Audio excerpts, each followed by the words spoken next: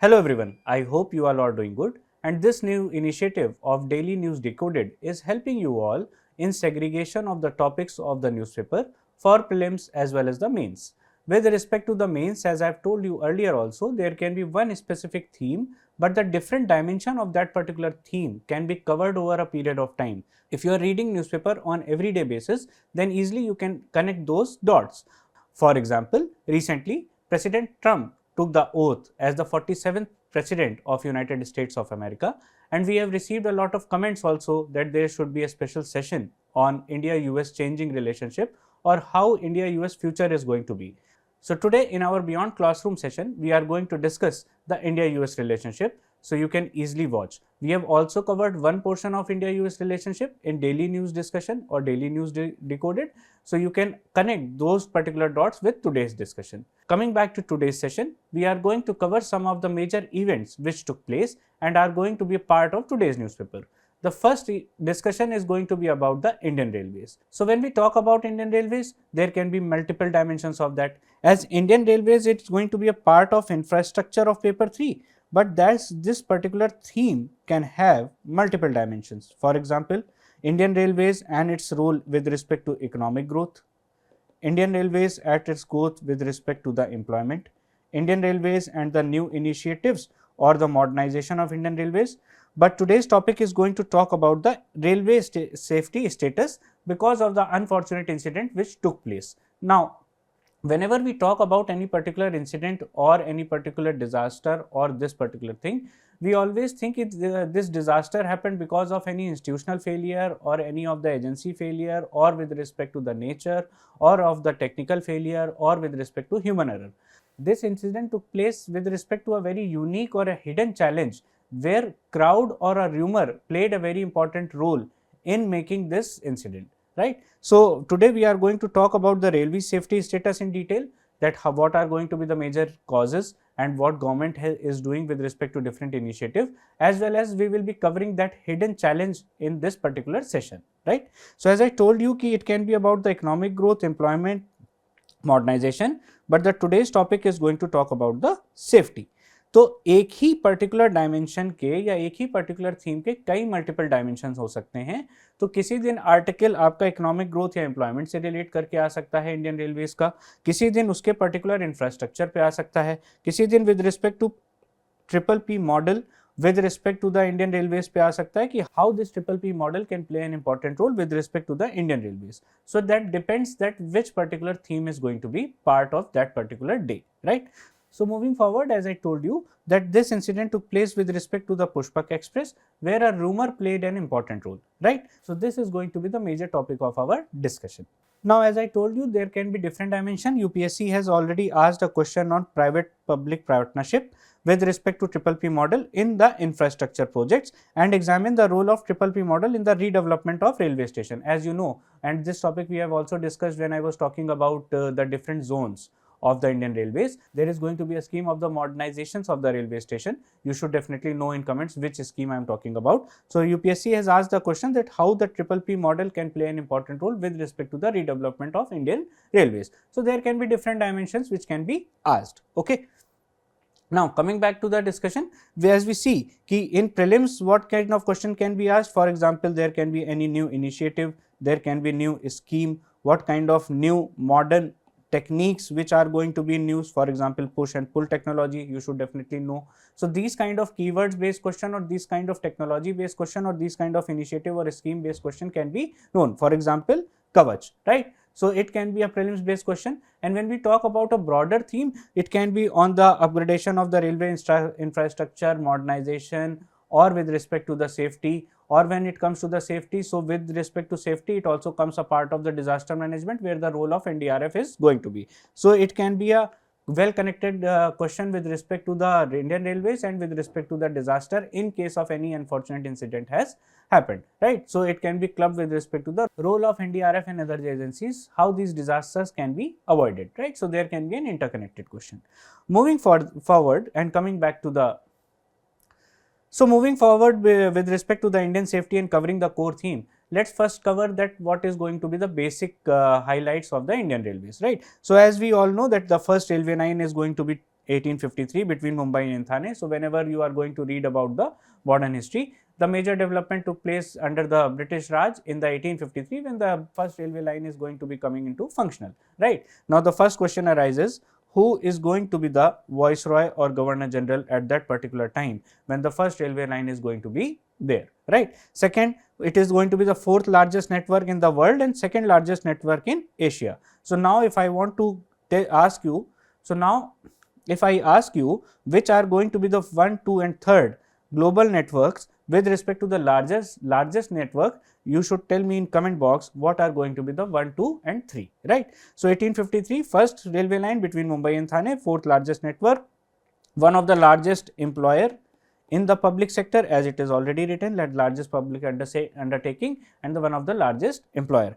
Then top spot in the most passenger to kilometer ratio, as we know that with respect to our country, we are one of the most populous country. So एक दिन में railway इतने सारे लोगों को एक destination से दूसरे डेस्टिनेशन तक ले जाता है कि when it is going to be compared on the basis of most passenger to kilometer, it is going to be one of the highest, right. Then it is going to be lifeline of the nation because it is going to be not only passengers but with respect to the freight, it is going to be play into an important role in making this particular movement very smooth and easy, right. So these are some of the keywords. Recently, Indian Railways has done a lot of improvement with respect to the modernization of facilities, be it the railway station or the launch of the new trains such as the Vande Bharat or the Vande Bharat sleeper, which is going to be rolled upon soon, right. So these kind of new amenities and new trains have been launched by Indian Railways to make this journey more smooth, right. So Indian Railways is doing its best with respect to the modernization or the upgradation. So but whenever it comes to the safety, it is going to be a very important, because as we say, safety is going to be one of the very important function of Indian Railways.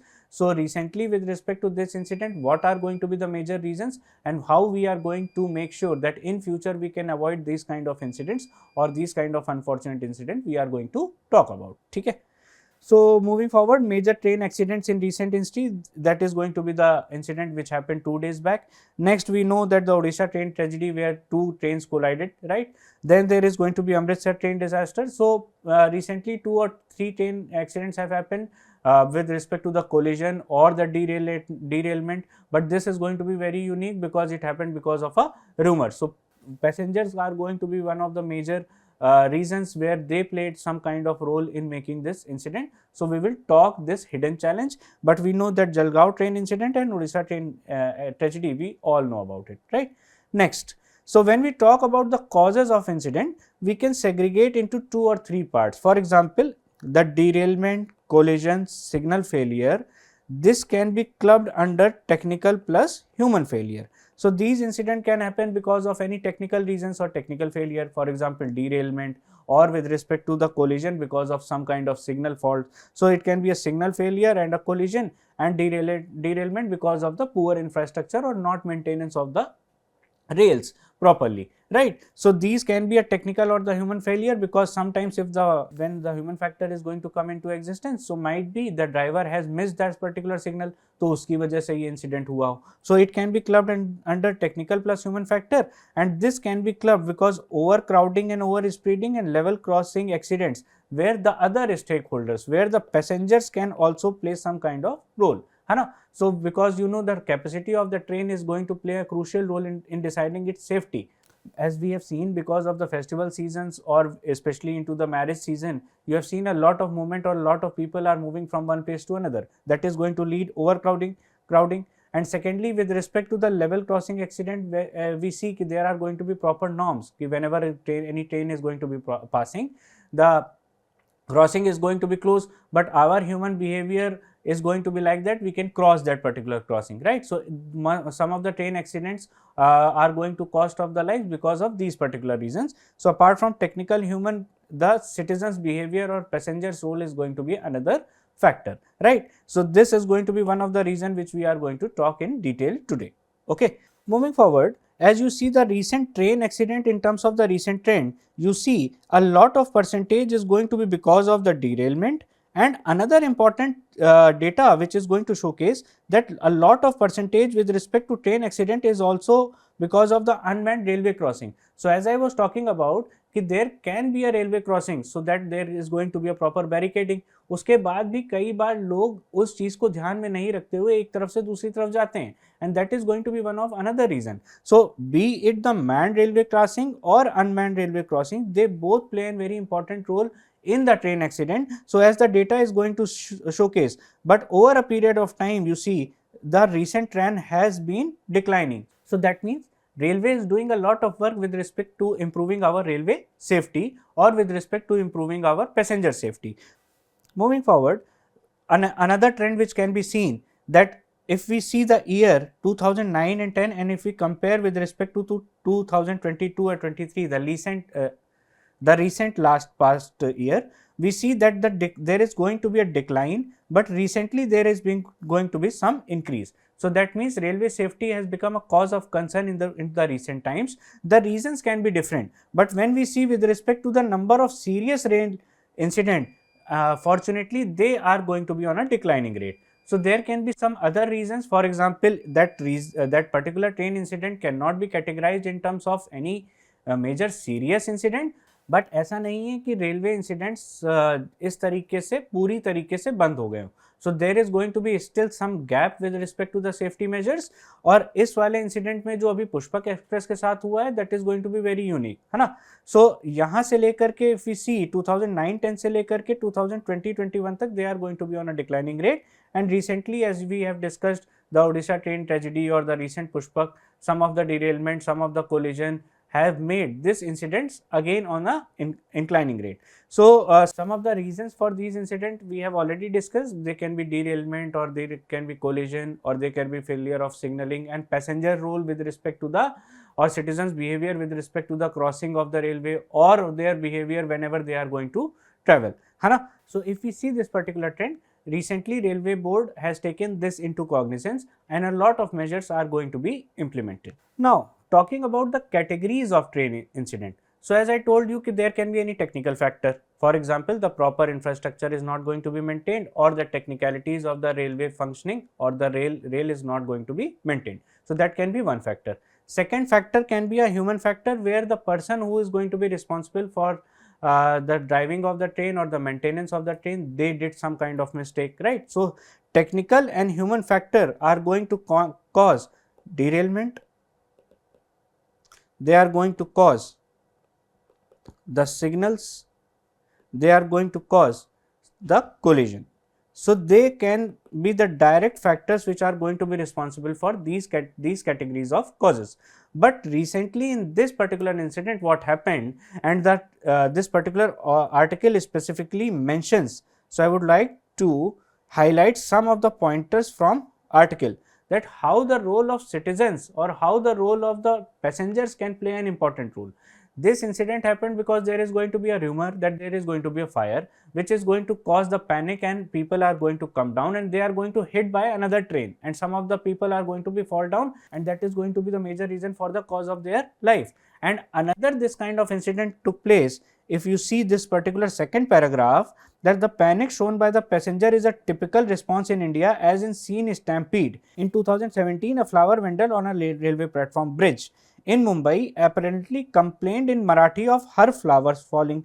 Now that particular vendor is going to say her flowers are falling from the platform, but doesn't mean that bridge is going to be collapsing. But what commuters think, that which commuter misunderstood to mean that bridge is going to be collapsing. So that particular misinformation or that particular rumor with respect to the differentiation between flowers falling or the bridge is collapsing, that played a very important role in creating that stampede, and which caused the 23 lives or human lives. So that's how the citizens role or passengers role become very crucial. For example, there are going to be clear instruction with respect to the chain pulling, or there are going to be clear instruction with respect to what you can carry or what you cannot carry.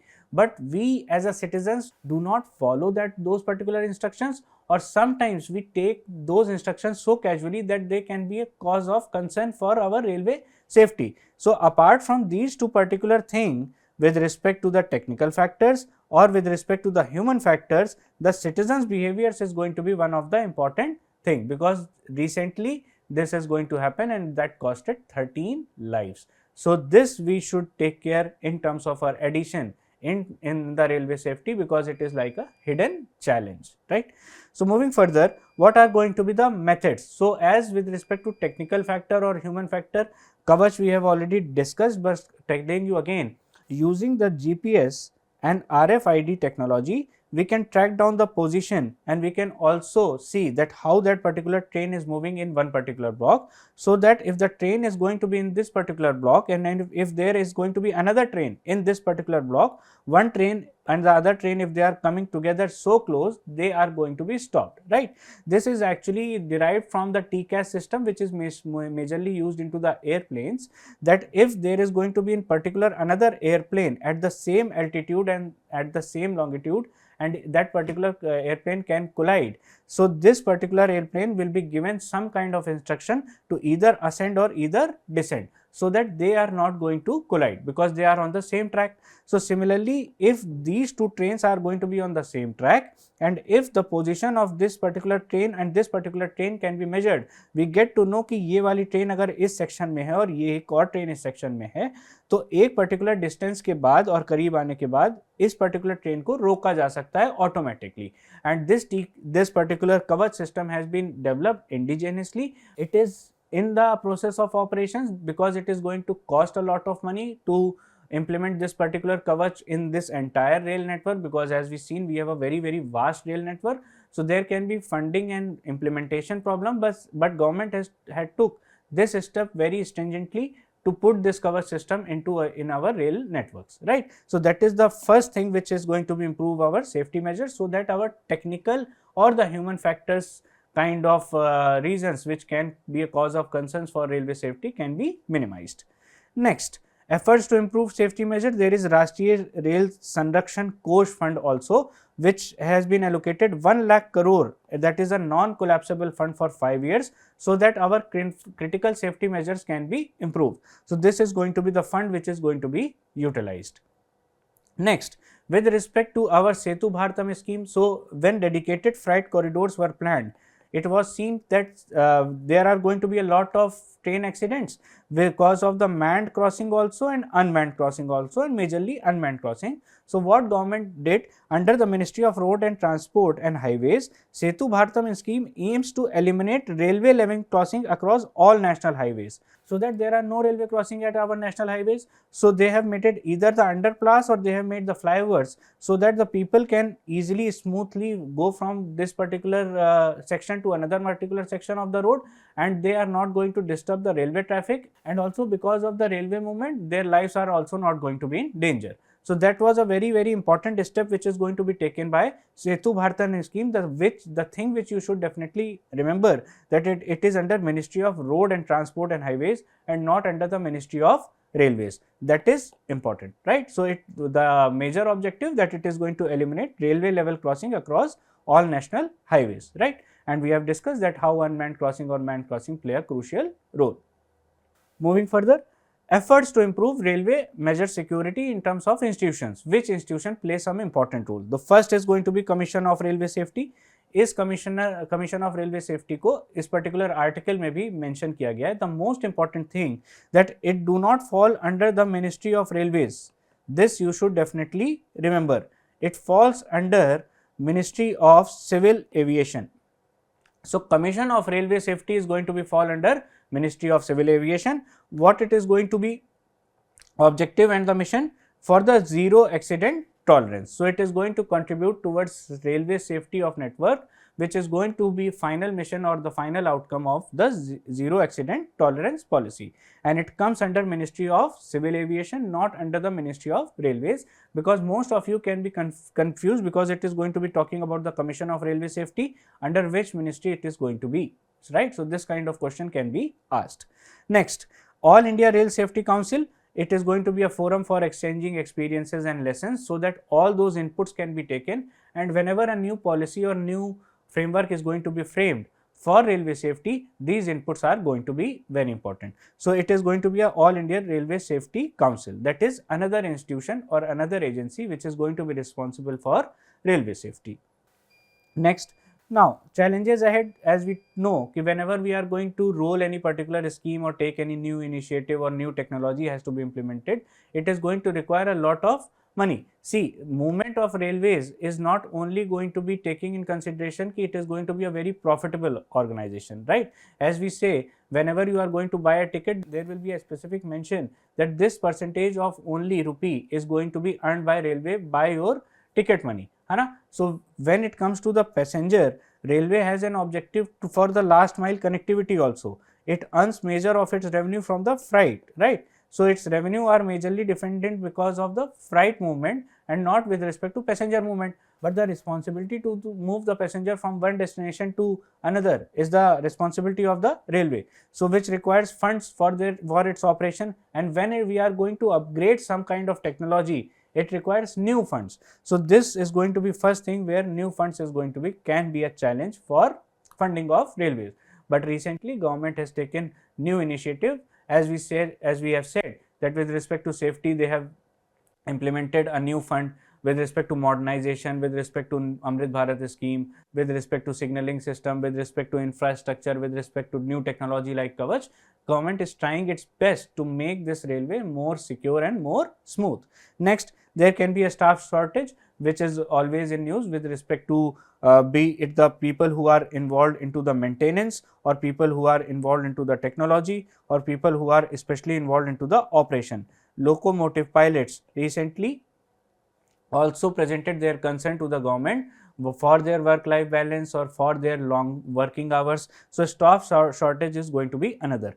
Passenger behavior is one thing which should be definitely taken care. As I always say कि in any of the mission, for example, Swachh Bharat Abhiyan can only be swachh and successful only if people are going to change their behavior and take their responsibility, right? Similarly, where if the passenger behavior is going to be there, railway cannot be only safe, secure, but also they are going to be clean, right? So it also depends that people should also take care of their liabilities and responsibilities, because they should also treat railways as their own property, right?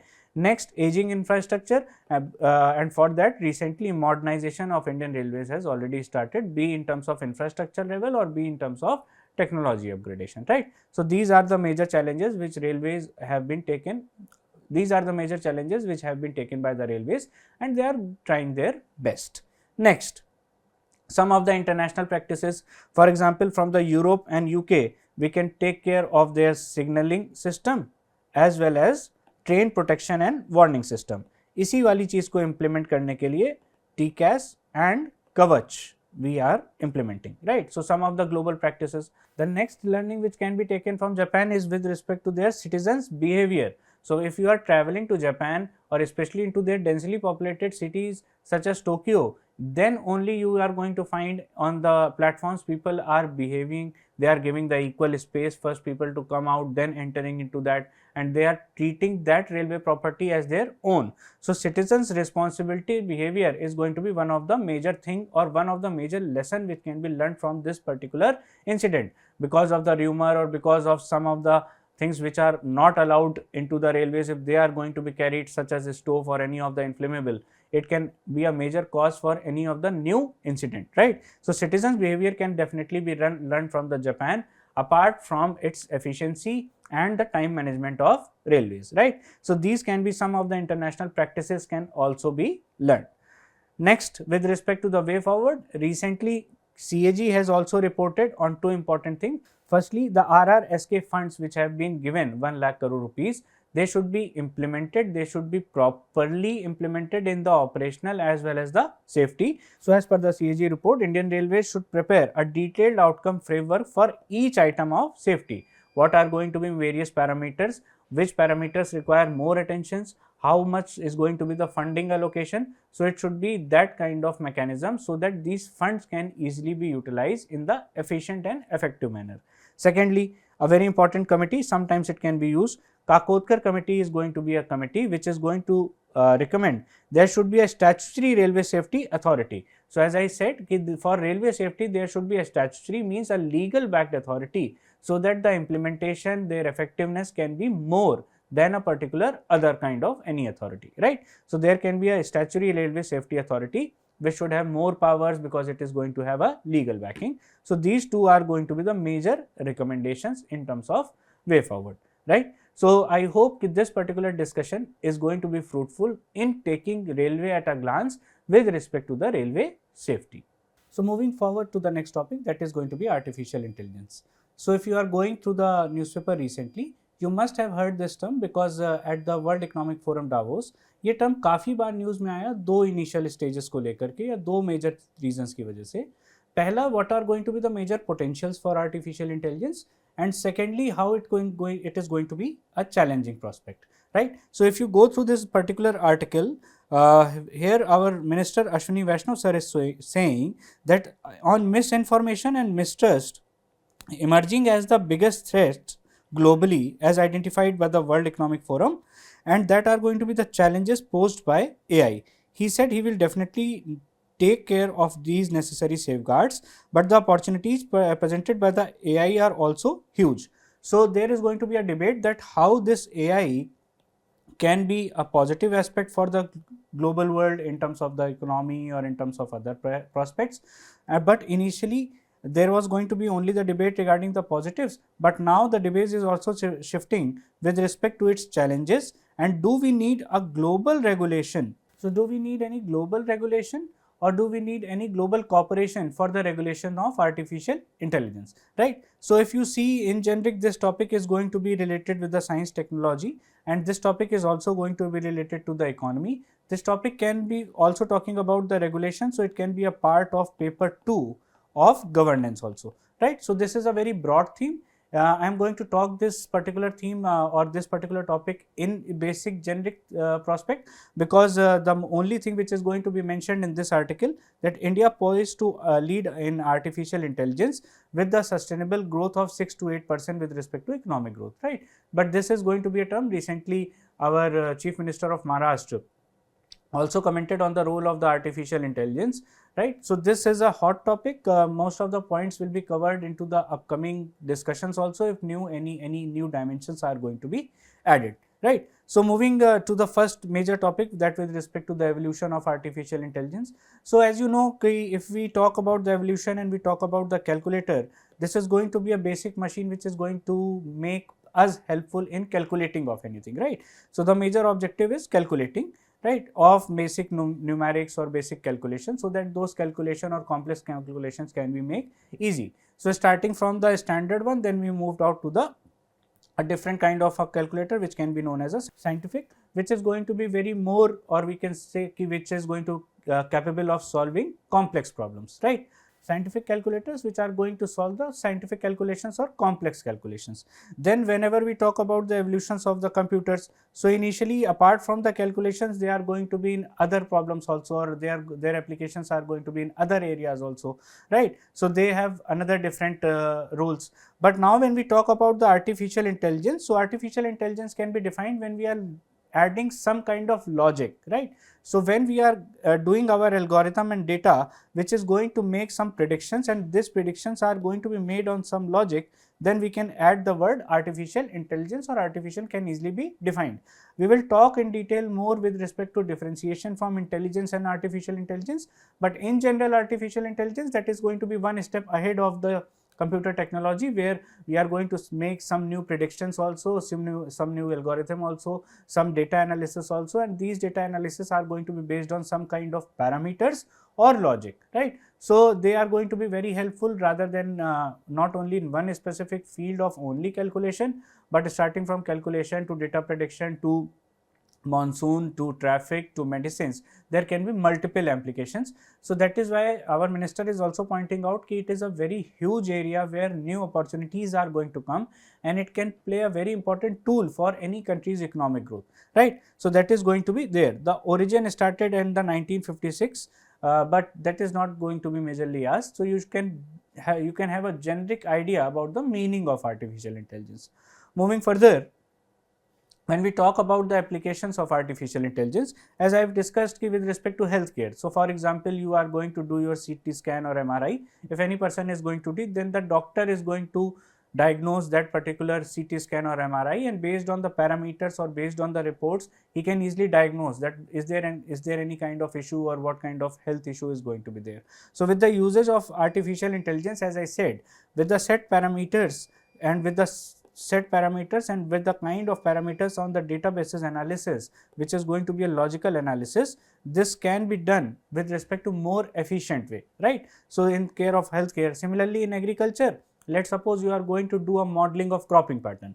So, you do have a data, you do have a database, you do have a database parameter, you do have some kind of set parameters. So, in mapping of the cropping pattern and what can be the future steps can be taken with respect to changes in cropping pattern of India, this artificial intelligence can be used. Similarly, in the field of education, similarly in the field of smart cities and you can say transport or traffic, right? So, let's suppose you are going to do a modeling of the India, or better to put, you are going to move the modeling of the Delhi in terms of the traffic congestion. So, you do have the parameter that how the population trajectory growth is going to be there. You do have the parameter of how many registrations are there of for two-wheelers or four-wheelers or heavy vehicles. So, that's how you can do the modeling for 10 years, that how the growth of the population is going to be there and how the population के comparison में how this particular growth of vehicle is going to be there. So, then you can do kind of smart modeling which is going to help you to make the policies. So, there can be multiple applications, and this is a very basic application, and there can be some complex problems which can easily be solved from artificial intelligence. This is not a new term, but definitely in news. So, I am telling you in basics or in general for those who might have not very much familiar with this particular term, right. So, that is how this can be very helpful in traffic management, to cropping pattern, to education, to healthcare and so many other fields, right. The recent debate which is going to be there is with respect to the regulation. So, we will talk on that, and especially with respect to the ethical prospects of artificial intelligence.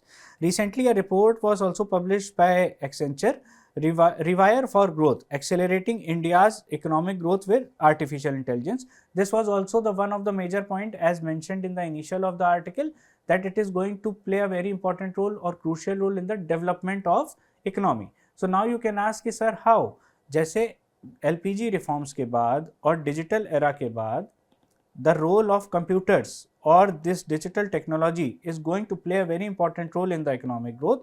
So, similarly, once the technology is related to artificial intelligence or whatever applications of artificial intelligence which we can easily use are going to be applied in so many different sectors of economy, especially into the service sectors or hospitality sectors or with respect to the governance. So, governance से लेकर के hospitality से लेकर के जितने भी service sectors आप सोच सकते हैं, artificial intelligence can play a very important role. So, this particular artificial intelligence technology, because it is going to give you a modeling also, predictions also, based on logic also, problem solving also. So, this is going to be very useful technology which is going to be boosting our economic growth. So, it is going to create new avenues, new opportunities, new skill set, new employment which is going to be based on specific skill set, right. That is a very important point, that the new employment which is going to be created by artificial intelligence might be only related to a very specific skill set, right. So, that is how the economic growth is going to be there. So, just a prediction that economic growth annual of India's annual growth is going to be 1.3 percentage points up by 2035 because of artificial intelligence. So, ये एक report publish करी थी Accenture ने जिसने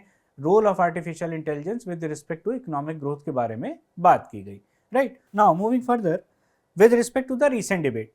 Now, there is a recent debate that how the artificial intelligence can be different from intelligence. So, now if you talk about intelligence, or giving you much better example, we always talk about jewelry, right, and we also talk about artificial jewelry.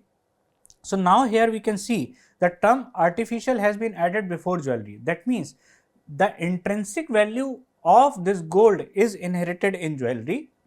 Now, we are going to replicate this intrinsic value of jewelry in some kind of artificial manner. That is why it may sound like equal to jewelry, but artificial jewelry is going to be much different from the jewelry because the intrinsic value of jewelry is much different. It has been inherited from gold. Similarly, when we talk about intelligence versus artificial intelligence, it is going to be talking about human intelligence. And human intelligence is not going to be based on only the factor of intelligence. It is going to be the contributing factors for development of human intelligence, or how we are going to apply our human intelligence is going to be our societal factor, our moral values, our cultural values. So it is going to be a mix of it. That is why from cultural values to emotions, there are so many multiple factors which are going to showcase our intelligence. So human intelligence जो है वो एक अपने आप में intrinsic emotion है, intrinsic value है. Now we are building that particular intelligence which is related to ability to solve, ability to rational thinking, ability for logic, and we are developing this in an artificial way. That means there can be that particular logic or ability to solve a particular problem can be developed with respect to artificial intelligence, because here the term artificial is attached with respect to intelligence. But जो intrinsic value है human values की, उसके emotions की, उसके cultural values की, उसकी intelligence की, उसके rationality की, उसकी logic की, that is going to be based in intelligence only, right? So that's how the artificial intelligence can be differentiated from human intelligence. That is why there is a debate for the ethical values or ethical regulations for artificial intelligence. So when we talk about the ethical concerns related to artificial intelligence, as I said, it is going to function with respect to parameters and logic which are going to be given by someone, right? So artificial intelligence is going to be ethical in concern. For example, the one major concern with respect to ethical way, that for a country like India, it can be a major reason for upcoming unemployment, right? Because it is going to create new opportunities, create new revenues, create new skill set. It may have the potential to replace a large chunk of people, right? So with respect to replacing those people and with respect to this technology, it can be a first major ethical challenge with respect to unemployment, right? So it might have a very vast application, but जिस देश में unemployment की problem अभी इतनी है, अगर इस technology को अपने फुल्ली पोटेंशियल पे जब ये होगी, तो इस देश में अगर उस प्रॉपरली स्किल सेट हमने नहीं डेवलप किया, so it is going to impact a large amount of population, and that is going to be of unemployment. Secondly, when we talk about the human values, so there is going to be a human factor. For example, if I say ki can't we replace the umpiring in cricket by some artificial intelligence technology, so there can be some set parameters. For example, after 25 overs you have to change the ball. But now imagine this artificial technology or artificial intelligence is going to take the input that after 25 overs this can be done, but there are going to be so many discretionary things which are going on in the field. For example, it can be any tussle between the players, or for example, if there is going to be issue with a particular ball and if that ball has to be changed into 17.3 overs, then the human factor or human umpire has to intervene, because we cannot be completely dependent on technology and replace the human values, right? So the ethical concerns related with artificial intelligence can be many. It can be unemployment, it can be human values, it can be singularity where our machines are going to take place in our new modern society, or are they going to subside the human values? Similarly, if those parameters are going to be any, or those parameters are going to create any gender biasness, then how we are going to tackle these things? Because इंसानों की values और इंसानों की intelligence को machine में replicate किया जा सकता है, बट उस इंटेलिजेंस की जो वैल्यू सिस्टम है वो ह्यूमंस में ही है, right? So that is going to be the major thing that, for example, in Lok Sabha and Rajya Sabha we do make the people accountable to Lok Sabha because they are representing us, right? For example, now with respect to governance, everything is going to be done by artificial intelligence, and you are facing some trouble and your work is not going to happen properly, or there are going to be some other problems, how you are going to make them accountable? So what about the accountability and transparency which is going to be based on artificial intelligence?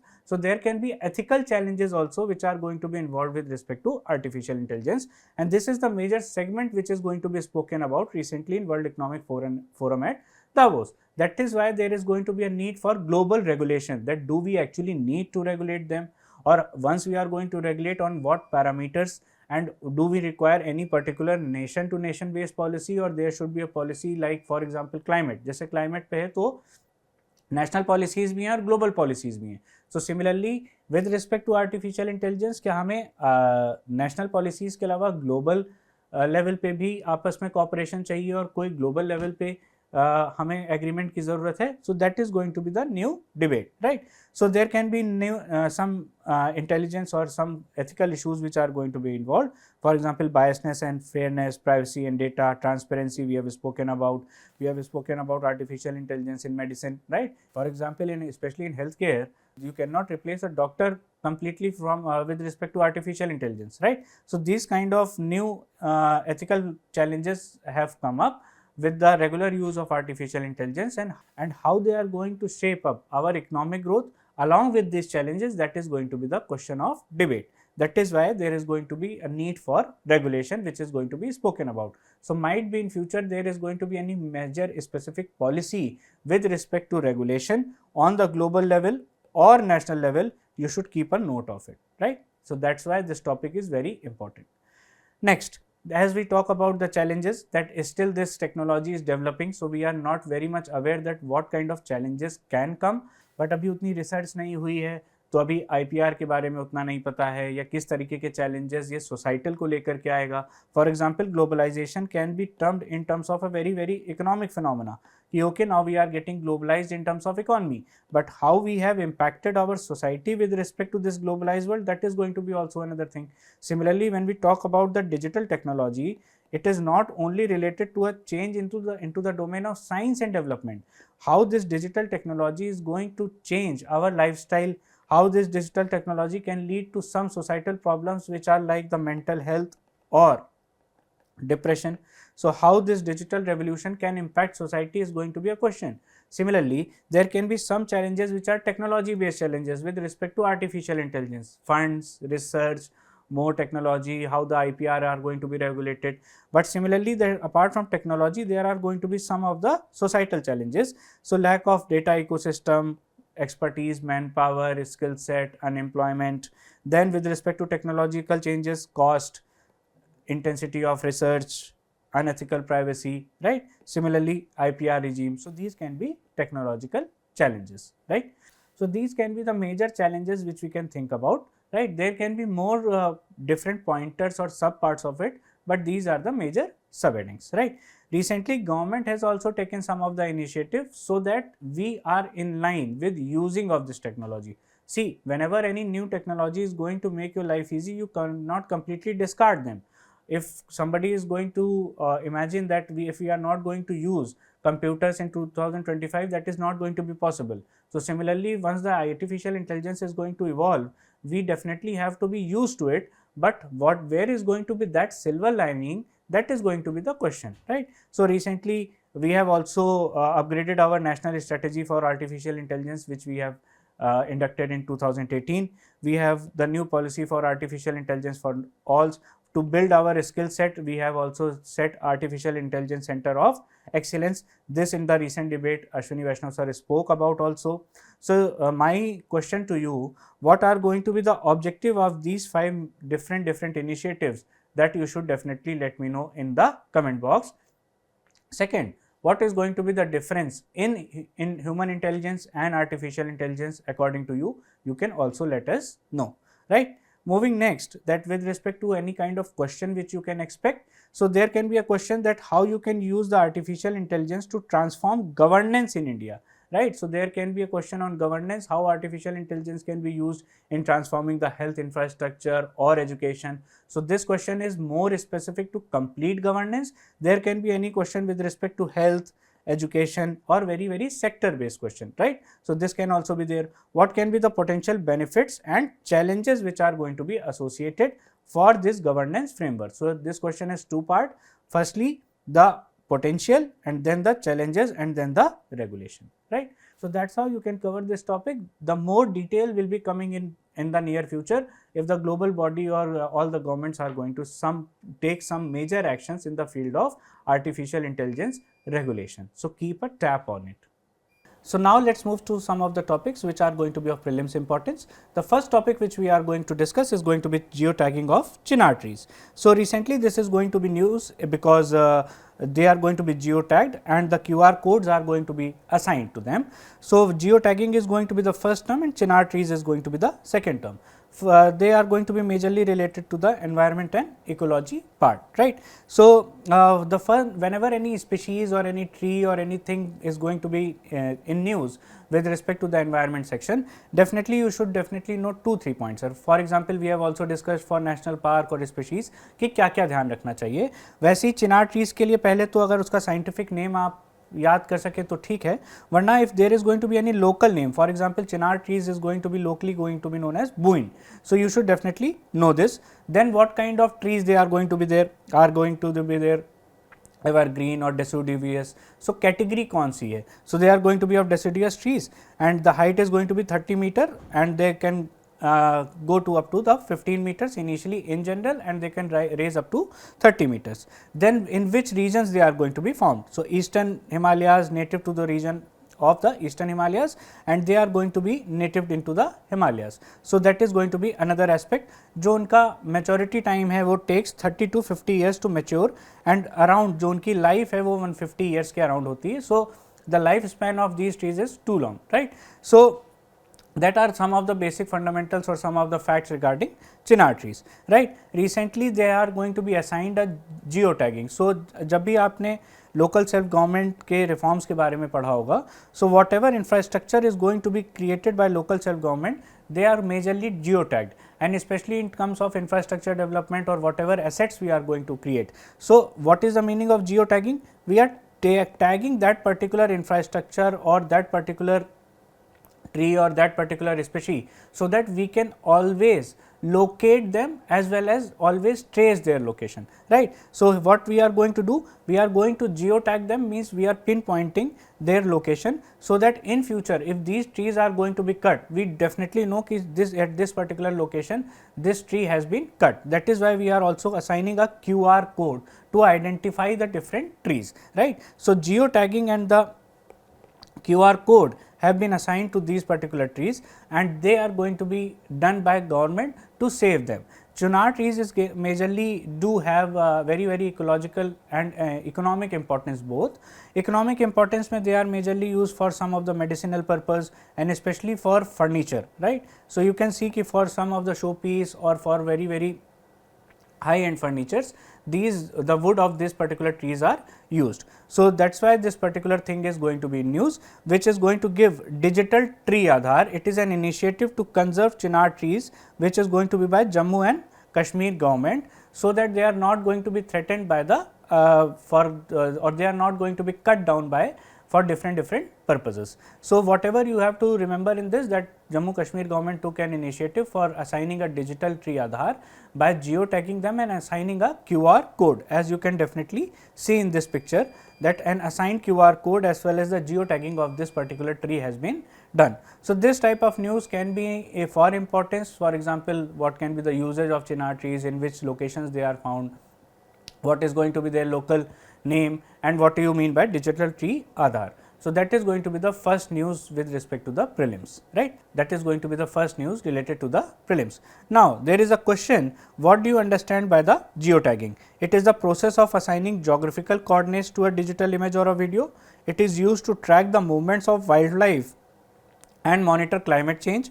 It can be done using GPS and GIS and satellite imagery. Now, you should comment about geotagging, what is going to be the correct answer in our comment box. Okay. Now, moving to our next news, that is going to be SAGAR Initiative. So, today's newspaper do have coverage that Indian Navy vessel is going to finish hydrographic survey in Mauritius, and in this last particular news, or you can see here, in line with the India's SAGAR Initiative, the survey ship of Indian Navy have conducted various joint surveys operation with friendly foreign neighbors. So, SAGAR Initiative is going to be one thing which is going to be news.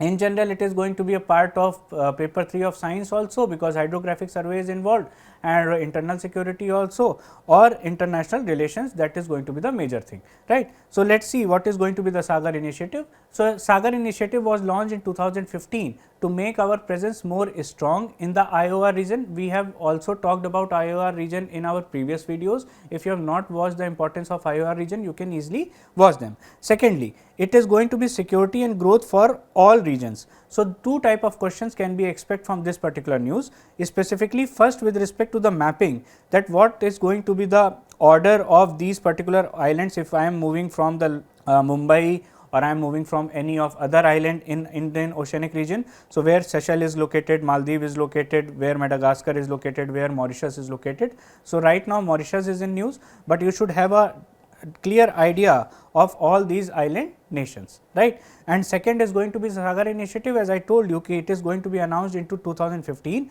for economic security and cooperation with maritime regions in our IOR region, that is Indian Oceanic region, right. So, the aim is to strengthen our capacities also, to aim to make our presence more stronger also, and to have much better relations with respect to all the nations which are into the IOR region. So, there are 5 components of SAGAR. First is security, second is capacity building, that is why we sometimes also do some kind of exercises, friendly exercises along with them, so that capacity building can be done. Third, collective actions can be taken if we are going to fight against any of the global terrorism or act of piracy. Next is going to be sustainable development for ecological and environmental support, and next is maritime engagement for other activities. So, these are the 5 pillars or 5 visions of SAGAR, right. These definitely you should know. Okay. Next, with respect to hydrographic survey, so as we see, we use geophones for the seismic survey, which is one of the important survey for finding the oil or finding the basin. Similarly, to map our the basins of our ocean, we do use hydrographic survey, so that the mapping of our oceans can be done. So, these kind of hydrographic survey are going to give us about the maritime or ecological or environmental knowledge.